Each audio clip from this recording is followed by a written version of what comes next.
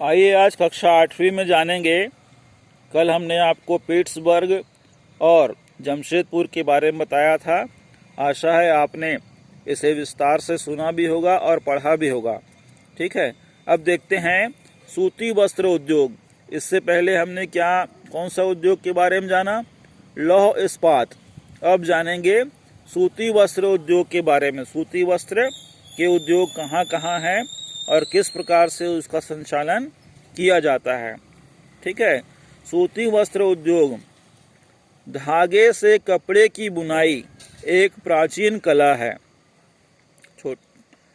बारीक धागे से कपड़े की बुनाई मतलब कपड़े को बनाने की एक प्राचीन कला है, बहुत पुरानी कला है। कपास, ऊन, सिल्क, जूट और पटसन का प्रयोग वस्त्र निर्माण में होता है, कपड़ों को बनाने में होता है। उपयोग में लाए गए कच्चे माल के आधार पर वस्त्र उद्योग का वर्गीकरण किया जा सकता है, मतलब वस्त्र उद्योग को बांटा जा सकता है। रेशे वस्त्र उद्योग के कच्चे माल हैं। रेशे प्राकृतिक और मानव निर्मित हो सकते हैं। प्राकृतिक रेशे ऊन, सिल्क, कपास, लीलन और जूट से प्राप्त किए जाते हैं। मानव निर्मित रेशे में नायलॉन, पॉलिएस्टर, एक्रिलिक और रेयान शामिल हैं। ठीक है, तो दोनों ही प्रकार के रेशे प्राप्त होते हैं, एक तो प्रकृति से, दूसरा मानव द्वारा बनाए गए। सूती वस्त्र उद्योग विश्व के प्राचीनतम उद्योगों में से एक है। विश्व के सबसे पुराने उद्योगों में से एक है हमारा सूती वस्त्र उद्योग। 18वीं सदी की औद्योगिक क्रांति तक सूती वस्त्र हस्तकताई तकनीकों एवं हथकरघों से बनाया जाता है। हस्तकताई मतलब हाथों के माध्यम से काटना और बनाना के माध्यम से बनाया जाता है। और हथकरघों मतलब हाथ के द्वारा चलाए जाने वाले करघे, एक प्रकार से सूत काटने का एक क्या कहा जाए, मशीन होती है जिसे हाथ से चलाकर वस्त्रों को बनाया जाता है। आज भी हमारे तखतपुर क्षेत्र में इस प्रकार के हथकरघे आपको देखने को मिल जाएंगे। कहीं कहीं किसी घरों में यह हथकरघे आज भी पाए जाते हैं। खासकर हमारे सहकारी बुनकर समिति होलिका चौक में इसका एक सर्वोत्तम भवन है, जहां पर इस प्रकार से सूती वस्त्र बनाए जाते हैं। ठीक है, तो 18वीं सदी में पावरलूम ने पहले ब्रिटेन में और बाद में विश्व के अन्य दूसरे भागों में सूती वस्त्र उद्योग के विकास को आगे बढ़ाया। ठीक है, आज भारत, चीन, जापान और संयुक्त राज्य अमेरिका सूती वस्त्र के महत्वपूर्ण उत्पादक देश हैं। भारत में अत्युत्तम मतलब बहुत ही अच्छी क्वालिटी के, गुणवत्ता के सूती वस्त्र प्राप्त करने की गौरवपूर्ण परंपरा रही है। ब्रिटिश शासन से पूर्व, अंग्रेजों के शासन से पहले हाथ से कते और हाथ से बुने हुए वस्त्रों का एक विस्तृत भारतीय बाजार था। विस्तृत मतलब फैला हुआ भारतीय बाजार था। ढाका, मलमल, मसूलीपट्टनम की शीट, कालीकट के केलिको तथा बुरहानपुर, सूरत व बड़ोदरा के सुनहरी जरी के काम वाले सूती वस्त्र उद्योग गुणवत्ता और डिजाइनों के लिए विश्व विख्यात हैं। तो इन क्षेत्रों की जो विशेष चीजें हैं, विशेष वस्त्र है, वे डिजाइन के लिए और क्वालिटी के लिए विश्व विख्यात है, मतलब विश्व में प्रसिद्ध हैं। लेकिन हाथ से बने होने के कारण सूती वस्त्र का उत्पादन महंगा और बनने में अधिक समय लेता था। इसलिए परंपरागत सूती वस्त्र उद्योग पश्चिम के लिए नए वस्त्र मिलों से प्रतिस्पर्धा नहीं कर सका। कहने का तात्पर्य है कि अन्य देशों में, पश्चिमी देशों में जो वस्त्र उद्योग तैयार किए जाते थे, उसका सामना या उसके साथ महंगाई और समय के मामले में भारत का जो सूती वस्त्र उद्योग था वो प्रतियोगिता नहीं कर सका। जो सस्ते व अच्छी गुणवत्ता वाले वस्त्रों का निर्माण यंत्रीकरण औद्योगिक यूनिट में करते थे। मतलब पश्चिमी देशों में वस्त्र जो तैयार किया जाता था वो यंत्रीकृत, मतलब बड़ी बड़ी मशीनों के द्वारा किया जाता था, जिससे क्वालिटी भी अच्छी आ जाती थी और समय भी बहुत कम लगता था और अधिक मात्रा में उत्पाद या सामान, सूती वस्त्र तैयार हो जाते थे।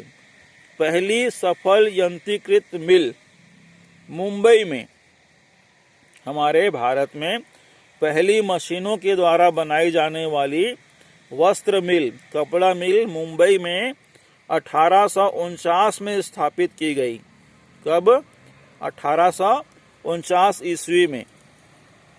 कोष्ण आर्द्र जलवायु, मशीन आयात के लिए पतन, कच्चे माल की उपलब्धता और दक्ष श्रमिक इस प्रदेश में इस उद्योग के लिए द्रुत फैलाव में सहायक रहा।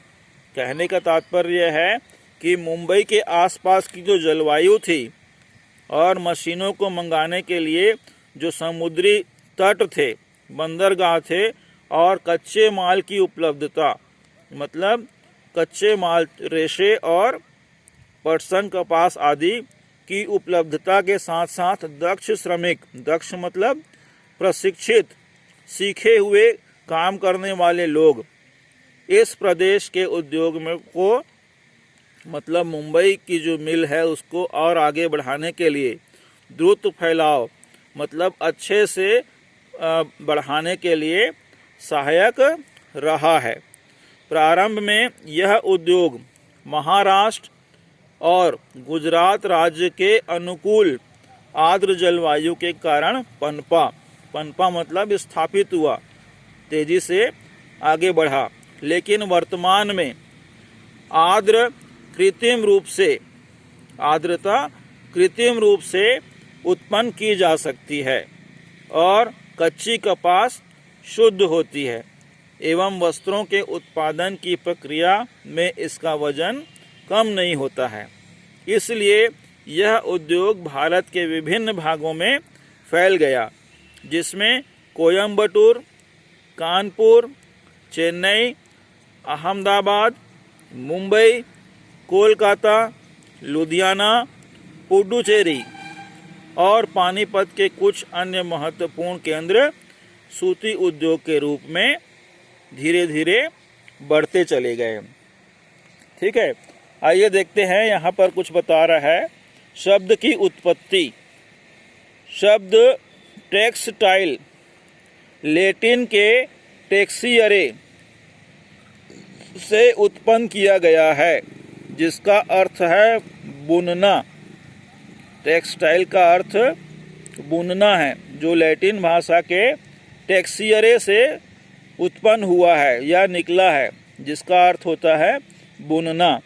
ठीक है, और यहाँ पर देखेंगे एक ब्रैकेट में बता रहा है देश के प्रथम वस्त्र उद्योग 1818 ईस्वी में कोलकाता के समीप फोर्ट गैलेस्टर में स्थापित हुआ था, लेकिन कुछ समय बाद यह बंद हो गया। ठीक है, सबसे पहला प्रथम वस्त्र उद्योग जो था वो 1818 में शुरू हुआ था कोलकाता के पास, लेकिन बहुत जल्द ही बंद हो गया।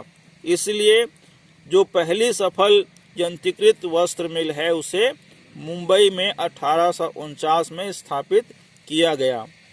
ठीक है, तो जो यंत्रीकृत है या मशीनों से तैयार की गई मिल है वो मुंबई में स्थापित की गई थी, है ना। तो इस प्रकार से आप जानेंगे। ऊपर दिया गया है विश्व के प्रमुख सूती विनिर्माण प्रदेश, पूरे विश्व के ना वस्त्रोद्योग के मामले में, वस्त्रों को तैयार करने के मामले में यह प्रदेश है। ठीक है, ये देखिए दिखा रहा है मिल का एरिया पूरे विश्व का, कहाँ कहाँ पर सूती वस्त्र उद्योग दिए हैं। खासकर जहाँ जहाँ पानी की उपलब्धता है, जहाँ जहाँ बड़े बड़े जहाज आसानी से आ जा सकते हैं, ऐसे स्थानों पर सूती वस्त्र उद्योग लगाए गए हैं। ठीक है, ये भारत में देखिएगा, ये जो सूती वस्त्र उद्योग का एक निशान दिख रहा है वो मुंबई महाराष्ट्र, जो समुद्र के आसपास जहाँ लगाया गया है। ठीक है, क्या कहा गया है इसे? सफल यंत्रीकृत वस्त्र मिल मुंबई। ठीक है, तो यहाँ पर सबसे पहले यंत्रीकृत मशीनों द्वारा बनाई गई मिल स्थापित की गई थी 1854 में। ठीक है, अब जानते हैं एक हमारा देश है अहमदाबाद। ठीक है, अहमदाबाद गुजरात में साबरमती के तट पर स्थित है। 1859 में यहाँ पहली सूती मिल स्थापित की गई। यह यथाशीघ्र ही मुंबई के बाद भारत का दूसरा सबसे बड़ा वस्त्र निर्माता नगर बन गया। अहमदाबाद को प्रायः भारत का मानचेस्टर कहा जाता है। अनुकूल अवस्थिति कारक अहमदाबाद में सूती वस्त्र उद्योग के विकास में सहायक थे। अहमदाबाद कपास उत्पादन करने वाले क्षेत्र के बहुत निकट स्थित है। यहाँ कच्चा माल आसानी से उपलब्ध होता है।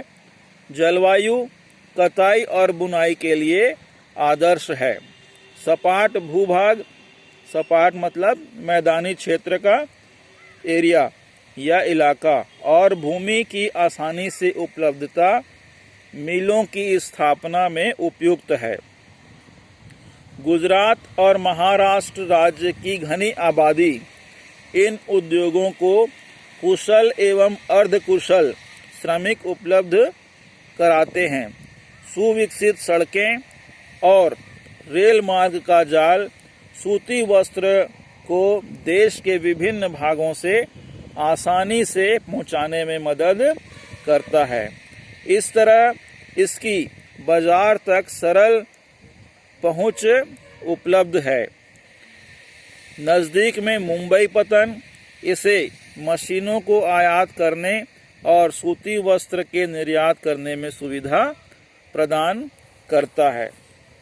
तो कहने का तात्पर्य यह है कि 1859 में जो अहमदाबाद में दूसरी सूती मिल स्थापित की गई, वह सुविधा की दृष्टि से बहुत ही अच्छी जगह पर लगाई गई थी। ठीक है, परंतु हाल के वर्षों में, मतलब अभी के समय में, अहमदाबाद की सूती मिलों की कुछ समस्याएं हैं। बहुत से वस्त्र मिल बंद हो चुके हैं। देश में नए वस्त्र केंद्रों का विकास और अहमदाबाद मिलों की मशीनी प्रौद्योगिकी का नवीनीकरण न होना इसका प्रमुख कारण है। तो बहुत सी मशीनों का विकास तेजी से हुआ, बहुत सी मिलें तेजी से खुली, परंतु अहमदाबाद की जो सूती वस्त्र मिल थी, वहाँ की जो मशीनें थी, उस मशीनों का नवीनीकरण या रखरखाव या उसे और अच्छे से आगे न बढ़ा पाना भी क्या हुआ, अहमदाबाद की कुछ समस्याओं का निराकरण नहीं हो सका। इसलिए अभी इस सूती वस्त्र मिलों में ध्यान कम दिया जा रहा है। ठीक है, यहाँ पर देखेंगे भारतीय वस्त्र उद्योग के कुल उत्पादन का लगभग 1/3 हिस्सा निर्यात किया जाता है। निर्यात मतलब हमारे देश से अन्य देश में भेजा जाता है। ठीक है, निर्यात मतलब हमारे देश से बाहर भेजना, और आयात मतलब होता है अन्य देशों से मंगाना। ठीक है, तो आज के लिए इतना ही। अपना ध्यान रखेंगे, स्वस्थ रहेंगे और अनुशासन का पालन करेंगे। आपका बहुत बहुत धन्यवाद।